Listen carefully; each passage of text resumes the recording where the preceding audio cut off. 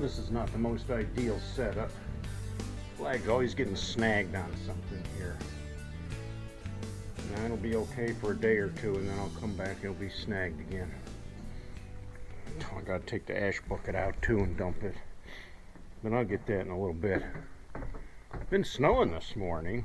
No accumulation, but it's just been like, I mean, it's coming down right now. You probably can't see it on video, but it's like a light snow. It's cold. I'm gonna go in here where it's a little warmer. You know, I told you guys I don't ever winterize the bike. It's always ready to go. It's a little hard to start when the weather's cold. Like, it's probably 40 degrees in here right now. Yeah, it's 35 degrees in here right now, so I guarantee you that thing would be a little tough to start right now. But if I put the space heater on it for a few minutes and just heat that block up a little bit, it'll fire right up. Not that I'm going to go for a ride.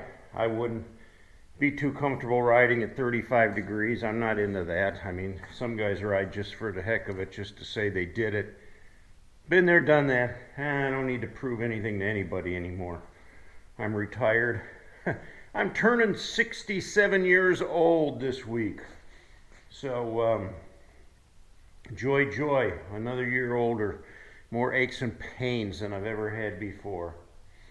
And taking the bike out in this cold weather wouldn't help that at all. Anyway, my story today, the bikers know how to ride.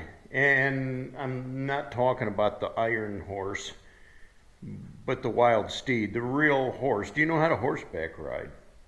Now, I got a couple stories to share about that.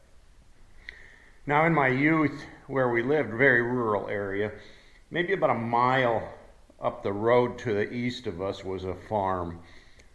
And there was a family that lived there.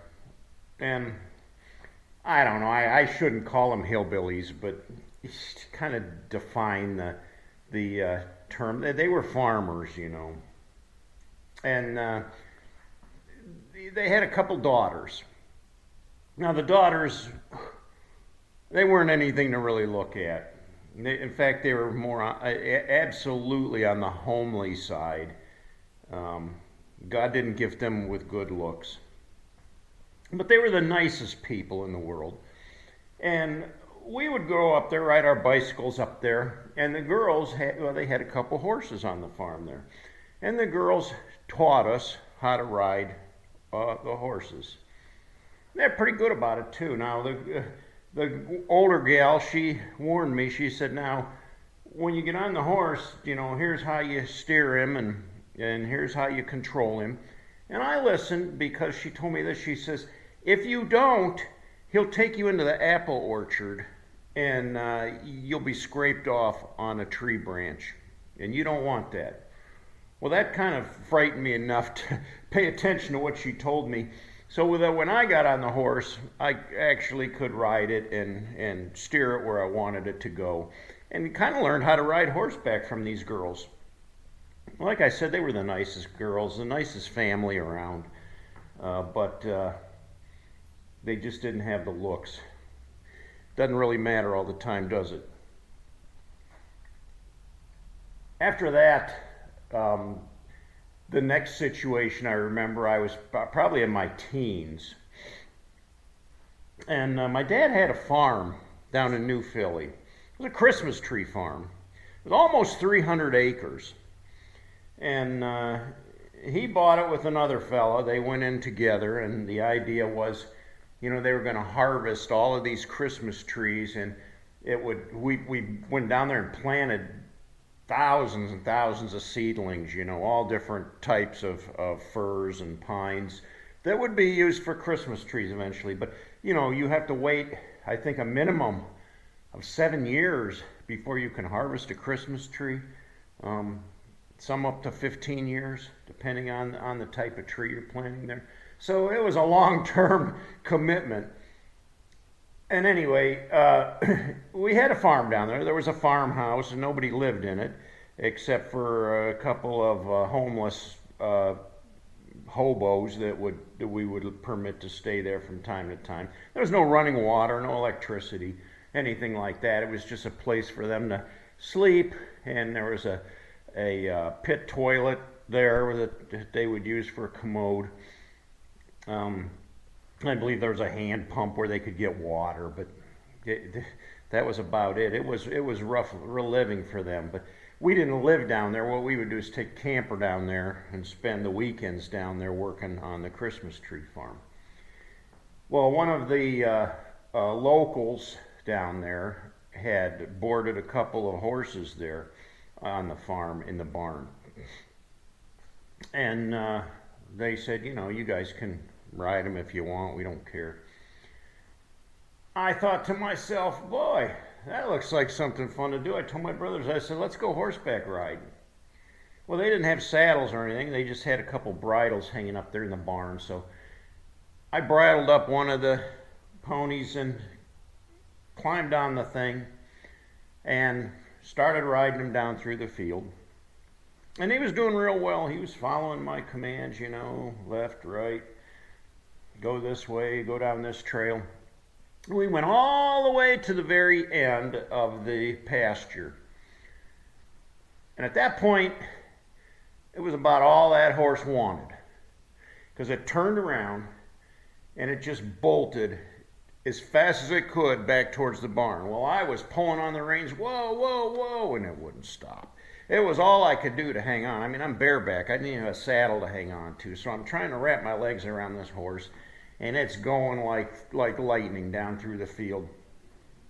It's heading right towards the barn door, and I'm thinking, I'm going to get killed, because that thing, if it's going to keep running like this into the barn, what's going to happen to me? Am I going to hit the barn door or what? Well, I got up by the barn, and it swerved towards the manure pile, put its head down, and bucked up its back legs, and I went flying right over its head and landed right in the middle of the manure pile. Well, that was the end of horseback riding that day. My brothers were like, I ain't riding that thing. So, yeah, it was quite a thrill, but I wasn't about to try it a second time. So we unbridled the thing and just, left the horse alone, made it happy. Apparently it didn't want anybody riding it that day. And my daughter got married, and she got married in Punta Cana, down in the Dominican Republic, I think, or that island down there. And I flew down there, and one of the things that they had for us to do was horseback riding. It was part of the package of the resort we stayed at. And there was a group of people. It was probably a 15, 20 of us, and everybody had horses, and saddled up on this nice big old steed. And there was some local Puerto Ricans or whatever that were down there that were kind of guiding the tour, I guess, where they took you down these trails and you ended up out on the beach and you rode along the beach for a while. Some of the horses were tethered, because they would ask you, do you know how to ride? And I told them, yeah, I know how to ride. So they put me on a horse by myself. But some of the horses, the people that didn't know how to ride, they had them like tethered or tied together, so they would just kind of follow along where the leader went.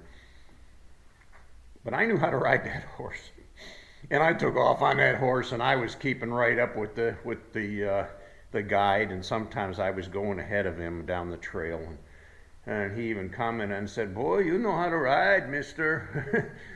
Well, yeah, some things you just never forget. You pick up when you're a kid, and you learn them, and it comes right back to you. And I had quite an enjoyable time riding that horse down there on that island. Now, V and I took a vacation down to the Smoky Mountains, Gatlinburg area. But we went over the mountains. We went down into Cherokee, North Carolina, which is a lot of Indians lived there. the indigenous Indian tribes. And so we wanted to go horseback riding, and we were staying in a hotel there, and we looked up in the yellow pages, I guess. Somehow we found, if you go into the national park, they had horseback riding, but it was all tethered. You're not riding the horse, you're just sitting on a horse going down the trail while it's tied to the horse in front of you. And that's no fun, you know, that isn't horseback riding.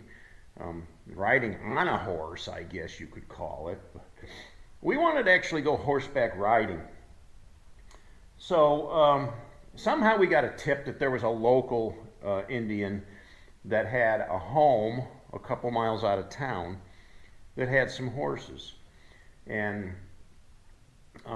said that if you call this number, give him a call, set it up, he'll tell you what time to be there, and he'll take you horseback riding. So we did that. We got there, and it was Val and I, and then it was another woman and her young boy that were going horseback riding. And this local Indian guy, he got on a horse too, so there was 5 of us. And he took us up into the mountains on these horses. Now, it was quite an adventure. The other woman that was with her son, she could not ride that horse at all, like zero. She had no experience. And her horse would just wander off and be grazing on the grass, and she'd be like, I don't know what to do, he won't go anywhere. Where the rest of us knew how to ride, and we were actually following the... So the guide always had to turn around, go back, grab her reins, and he ended up just tethering her because she couldn't ride at all. But V and I could ride. We came to some places where the horse had to go up the hill, and it was like lean all the way over where your face is almost against the mane, and that horse is just climbing up the side of the mountain. He took us all the way up to this big overlook area where we could see miles, you know, all around. It was really beautiful, and it was a very fun ride. And then, of course, on the way back, you had to go down, and it was real steep, so, you know, the horse would put its head down, put its feet down, and you were like this, oh, going down this steep side of this mountain. It was a really cool experience, though, that we really enjoyed. So, yeah, will I ever go horseback riding again? I don't know. I guess that's to be seen. It's not in my foreseeable future, but... I wouldn't mind getting on a horse again. I wouldn't want to fall off of one. You know, my back and my bones are getting a little weak and weary for that kind of abuse. So I'm not sure that I'd want to be bucked off of one. Anyway, those are my horseback riding stories. I suppose some of you guys have been horseback riding before, have some experiences maybe to share. Leave them down in the comments below. Love to read them. Love to share them. If you like my video, give me a thumbs up. If you haven't yet, please subscribe. And until next time, cats, I'll catch you all later.